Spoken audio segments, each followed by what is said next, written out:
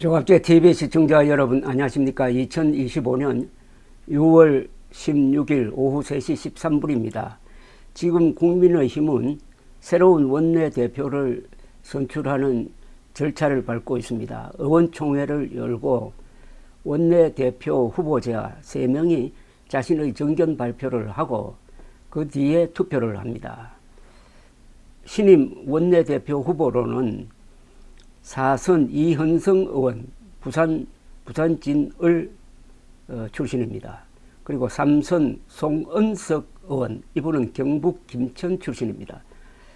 그리고 경기 동두천, 양주, 연천을 지역구로 두고 있는 김성원 의원 세 사람이 출마를 했습니다.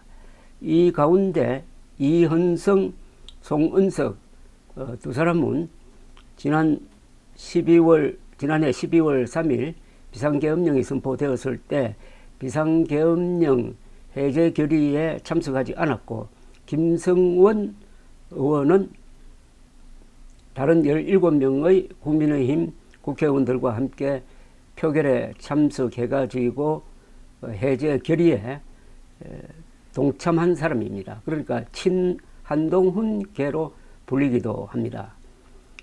이 세 사람은 앞으로 대선 패배 후에 지금 자중질환을 겪고 있는 당을 수습하고 어떻게 하면 전당대회를 열어서 새로운 지도부를 구성할 거냐 하는데 아주 중요한 역할을 하게 됩니다.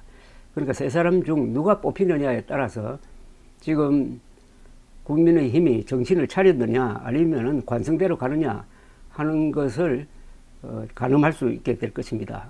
송원석 의원은 페이스북을 통해서 이재명 대통령의 거짓과 무능을 철저히 밝혀내고 국민의힘이 진정으로 민생과 경제에 강한 정책 정당으로 거듭날 수 있도록 모든 역량을 쏟아붓겠다고 했습니다. 이념과 생각의 차이를 넘어 변화와 쇄신을 위한 통합과 신뢰의 리더십을 실현하겠다고 했고, 김성원 의원은 후보 등록 후 페이스북에 흩어진 민심을 다시 모으고 미래를 향한 통합과 쇄신의 길에 앞장서겠다고 했고, 이현성 의원은 후보 등록일 막판까지 출마 여부를 고민하다가 출마를 선택을 했습니다.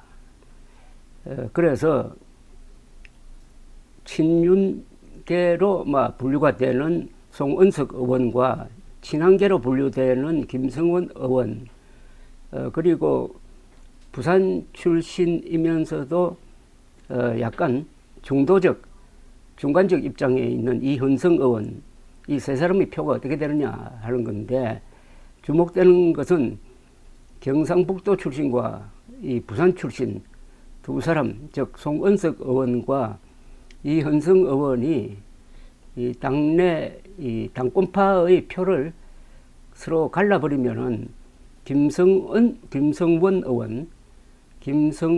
의원이 유리할 수도 있는 그런 구도이고, 최근의 여론조사에서 국민의힘의 지지율이 폭락을 해가지고 민주당 46%, 국민의힘 21%로 나오는 여론조사도 있고, 오늘 또 다른 여론조사에 따르면 50대 30입니다. 민주당 50, 국민의힘 30%로서 대선 이후에 오히려 국민의힘의 지지율이 폭락하는 이런 위기 상황에 저음하여 오늘 의원총회에 참석한 107명의 국민의힘 의원들이 어떤 선택을 할 것이냐, 민심과 맞는 선택을 할 것이냐, 그러면은 김성원 의원이 원내대표로 될 가능성이 높습니다. 그러지 않고 지금까지 계속되어 온 대로 경상도, 특히 TK 중심의 정당으로 남아서 당권은 절대 놓지 않는 그런 모습을 보여줄 것이냐 하는 게 이번 원내대표 선거의 가장 중요한 관점이라고 볼 수가 있습니다. 이번 원내대표로 뽑힌 사람은 비상대책위원장의 역할을 겸할 수가 있습니다. 김용태 비상대책위원장의 임기가 이달 말까지입니다. 이달 말이 지나면은 원내대표가 또 비상대책위원회를 만들든지 아니면은 서둘러 8월이나 9월쯤 전당대회를 소집한다든지 하는 것을 결정하는데 새 원내대표가 아주 중요한 역할을 할 수가 있을 것이라고 합니다. 어차피 지금 대세는 적어도 9월 이전에는 전당대회를 해가지고 새로운 지도부를 꾸려야 한다. 전당대회를 하면은 현재로는 한동훈 전 대표가 대표로 다시 출마할 것이다. 그것은 상당히 유력하게 보입니다. 그러면은 이른바 당권파는 누구를 밀 것이냐. 김문수 전 후보를 민다는 이야기도 나오고 있습니다. 아주 흥미로운 여론조사가 하나 있었습니다. 지난 4일, 5일 대선 직후에 시사인이 다른 여론조사 기관에 맡겨서 2,000명을 상대로 한 여론조사를 보면은 그게 플러스 마이너스 2.2%포인트의 오차 범위를 갖고 있는데 국민 전체를 기준으로 해가지고 새 지도자, 보수를 이끌 새로운 지도자가 누구냐라고 물었더니 세 사람이 꼽혔습니다. 한동훈 18%, 이준석 10%, 그리고 김문수 9%, 홍준표 8% 이렇게 됐습니다. 일반 국민은 이렇다 이거죠. 일반 국민들에서는 한동훈 지지율이 다시 복원된 셈입니다. 18%로 상당히 큰 차이로 2등하는 이준석 10%, 3등하는 김문수 후보를 전 후보를 앞서는 것으로 지금 나와 있는데 누가 한동훈을 지지하고 누가 김문수 후보를 지지하느냐를 보면은 그게 참 흥미를 더합니다. 계엄에 반대하고 그러니까 계엄에 반대하고 탄핵에 찬성했던 사람, 찬성했던 사람들은 한동훈, 이준석 두 사람을 지지하는 비율이 매우 높고 계엄에 찬성하고 그러니까 탄핵에 반대했던 사람, 윤석열파라고 볼 수 있습니다. 그분들은 김문수 후보를 지지하는 쪽으로 몰려 있습니다.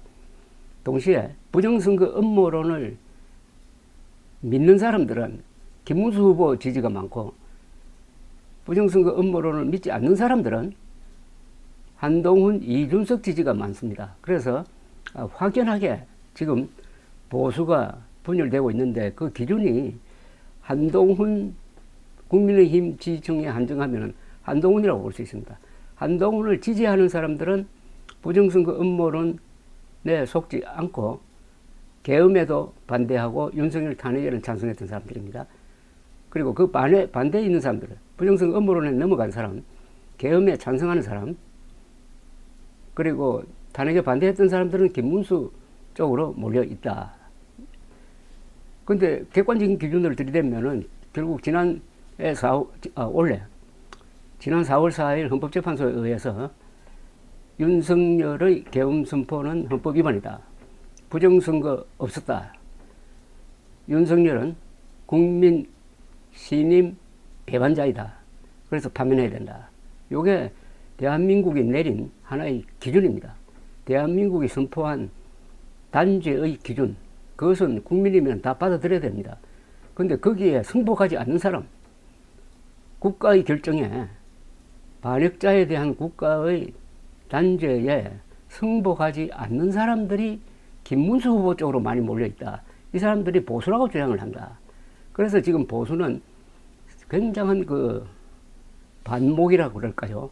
균열의 구조를 갖고 있고 이게 선거만 하면은 아마 이게 계속 발현이 되면은 보수당 후보는 아주 불리해지는 거죠. 이번에 김문수 후보가 진 결정적인 이유도 보수의 분열로 이루어진 건데 오늘 새로운 원내대표를 뽑을 때 이미 고착되고 있는 국민의힘의 이 분열 구조가 어떻게 작동할지를 알 수 있을 것이라고 생각합니다. 감사합니다.